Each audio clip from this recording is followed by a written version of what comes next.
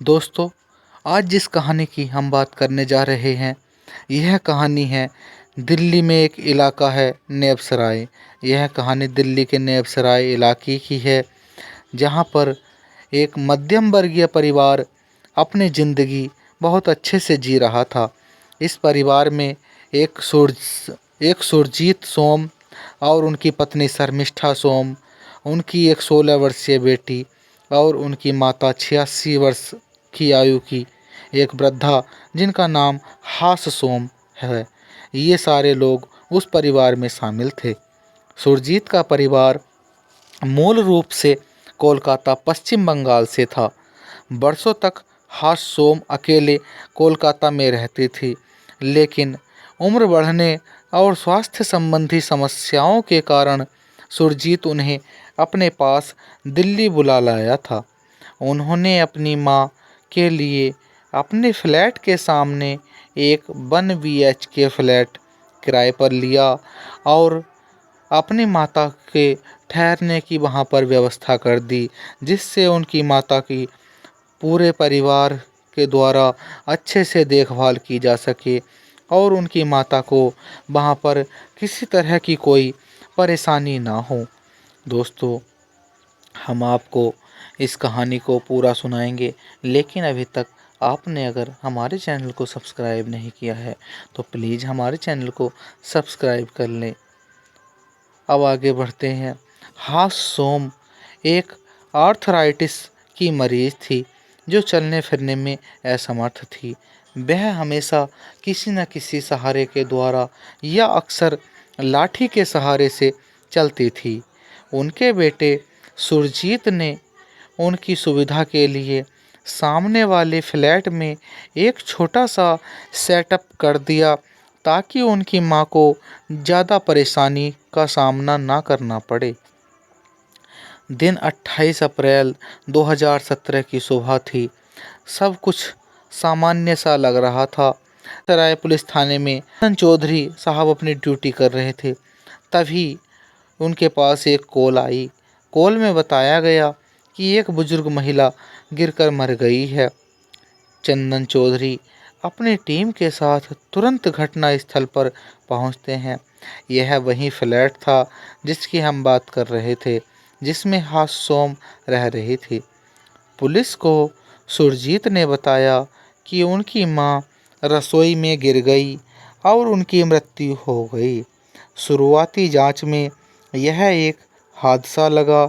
सुरजीत ने बताया कि उनकी मां को लंबे समय से चलने में परेशानी थी और यह भी बताया कि उनकी माता अक्सर पहले भी ऐसे बहुत बार गिर चुकी हैं।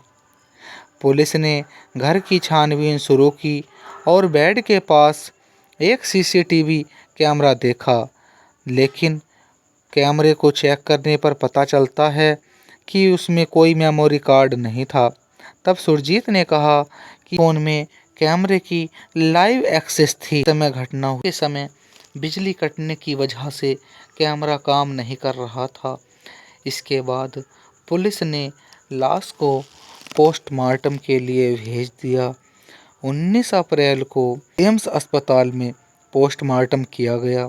डॉक्टरों ने बताया कि जिस प्रकार की चोटें सुरजीत सोम की माता हास सोम के शरीर पर थी, वह कोई साधारण चोटें नहीं थी।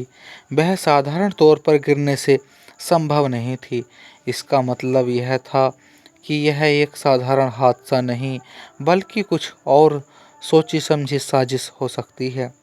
इस रिपोर्ट के बाद जब पुलिस ने मामले की गहनता से जांच शुरू की, तब जांच के दौरान पुलिस ने सबसे पहले सुरजीत की बेटी से पूछताछ की।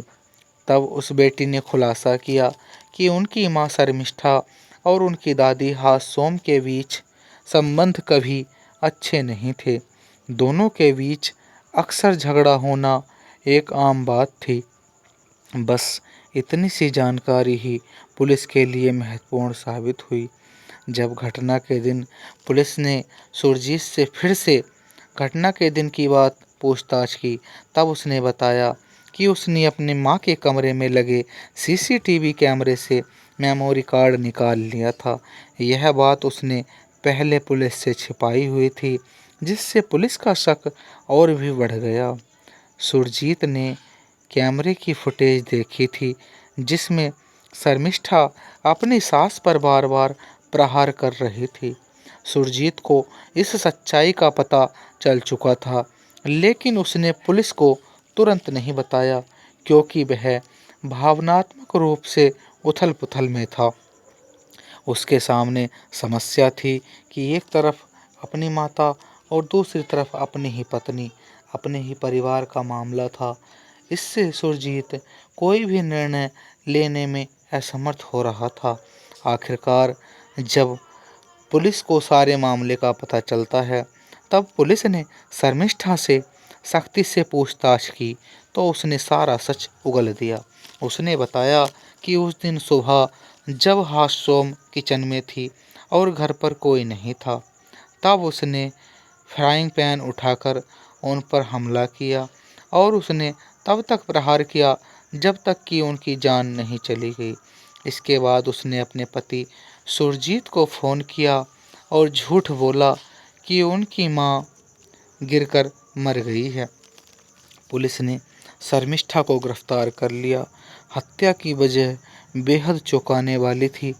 शर्मिष्ठा चाहती थी कि सुरजीत अपनी मां को वृद्धाश्रम भेज दे, लेकिन सुरजीत ने ऐसा नहीं किया और अपनी मां को पास रखने का निर्णय लिया।